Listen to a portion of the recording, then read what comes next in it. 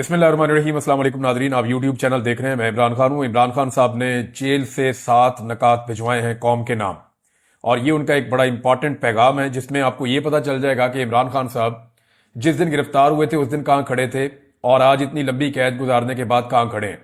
میں نے آپ کو پچھلے ویلاگ میں بھی بتایا تھا کہ جتنے بھی لیڈر گرفتار ہوتے ہیں، گرفتار ہونے کے بعد ان کے موقف میں لچک آتی ہے۔ ان کی جو پارٹی ہے وہ بھی اپنی موقف کے اندر لچک لے کر آتی ہے، اور وہ کوشش کرتے ہیں پہلے ہمارا لیڈر باہر آ جائے، اس کے بعد پھر باقی چیزیں ہم دیکھ لیں گے۔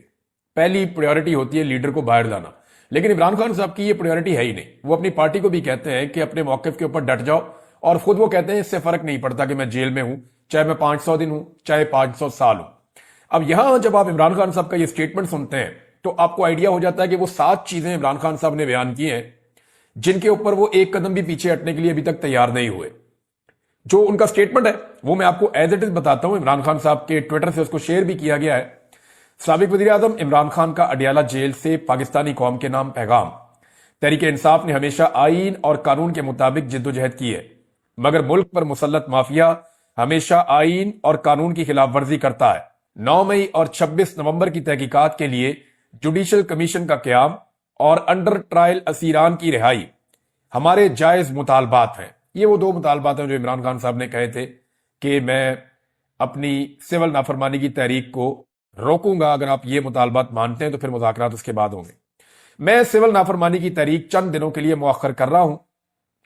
اس دوران تحریک انصاف کے خدوخال اور ٹائم لائن کا فیصلہ کروں گا۔ یہ بہت امپورٹنٹ ہے۔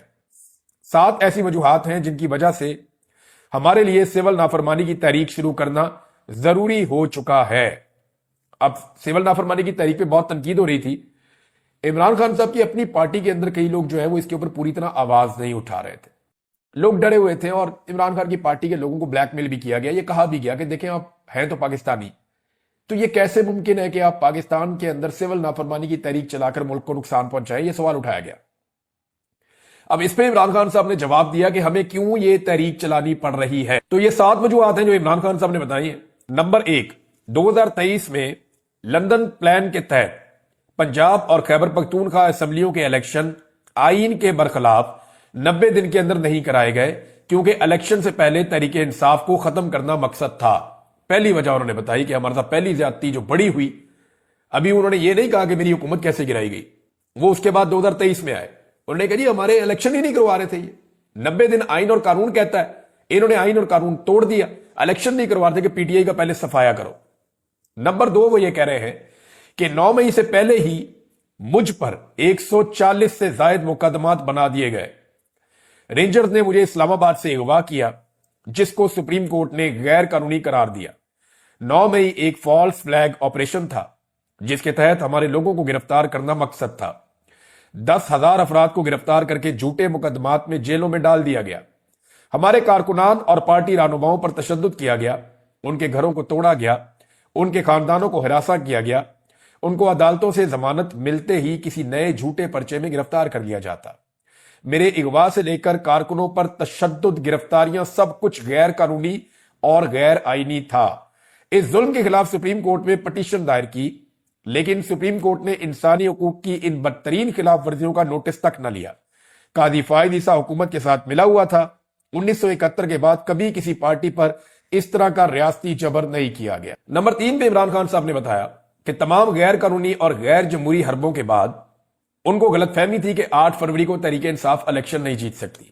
سکندر سلطان راجہ اور قاضی فائد عیسیٰ نے مل کر پارٹی نشان چھینا جو پارٹی کو بین کرنے کے مترادف تھا۔ ہمارے امیدواروں کو نشانہ بنایا گیا، 3 امیدواروں کو زبردستی الیکشن سے دستبردار کروایا گیا۔ چوتھی آپشن کا بندہ کھڑا ہوا، آپ اندازہ کر لیں۔ پھر چوتھی چیز عمران خان صاحب بتا رہے ہیں کہ ان کو انجینئرنگ کے ذریعے الیکشن جیتنے کا اس قدر یقین تھا کہ نواز شریف اپنی وکٹری سپیچ بھی تیار کر چکا تھا، لیکن تقریر سے پہلے ان کو پتا چل گیا کہ پاکستان تحریک انصاف الیکشن جیت گئی ہے۔ پھر انہوں نے فارم 47 کے ذریعے الیکشن فراڈ کیا۔ کمشنر راولپنڈی نے اس فراڈ کو کنفرم کیا اور گواہی دی، لیکن اس پر بھی نظام انصاف خاموش رہا اور کوئی نوٹس نہ لیا۔ نمبر 5، اس رجیم چینج کے بعد کے 2.5 سالوں میں یوں تو انصاف کے نظام پر قبضے کے لیے ہر جابرانہ اور غیر اخلاقی حربہ استعمال کیا گیا، لیکن 26ویں آئینی ترمیم کے ذریعے عدالتوں کی آزادی کے تابوت میں آخری کیل ٹھونک دیا گیا۔ اپنی مرضی کے جج لگانے کے لیے آئین کے ساتھ کھلواڑ کیا گیا. اس ترمیم کی منظوری کے لیے جو حربے استعمال کیے گئے وہ بھی ایک مذائقہ خیز داستان ہے.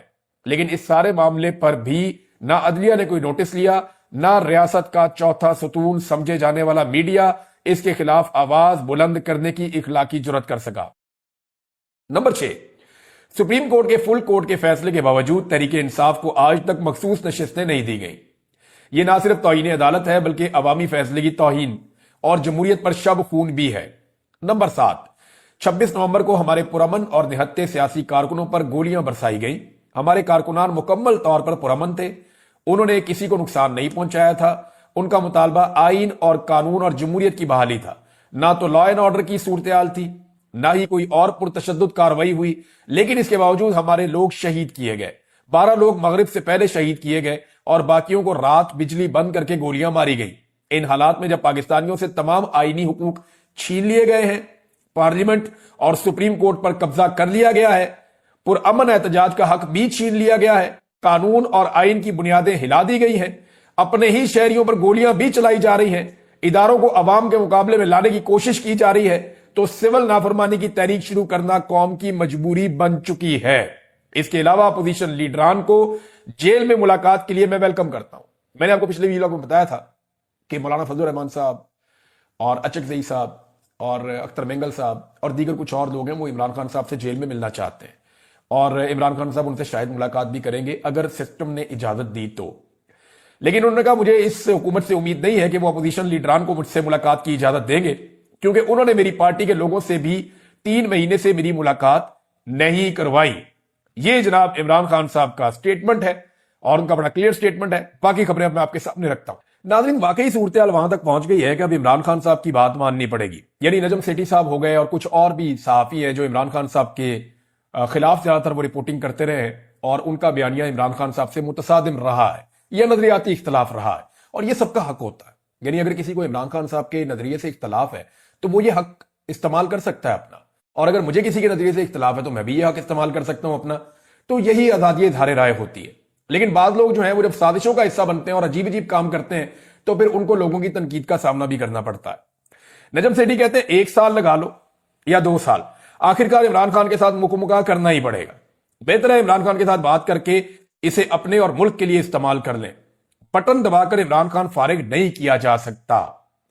بہت سارے لوگ اب یہ مان رہے ہیں کہ اب راستہ ہی کوئی نہیں ہے، یعنی عمران خان صاحب کے ساتھ بات نہیں کریں گے تو پھر کہاں جائے گے. رانا ثناء اللہ صاحب نے بھی اب سٹیٹمنٹ دے دیا ہے، اور رانا ثناء اللہ صاحب نے کہا کہ جی 2 سٹیٹمنٹ ان کے آئے ہیں. ایک تو یہ پی ٹی آئی سے مذاکرات میں اسٹیبلشمنٹ نہیں، عمران خان صاحب ہی رکاوٹ ہیں. ایک تو وہ اب نرم سٹیٹمنٹ دے رہے ہیں نسبتاً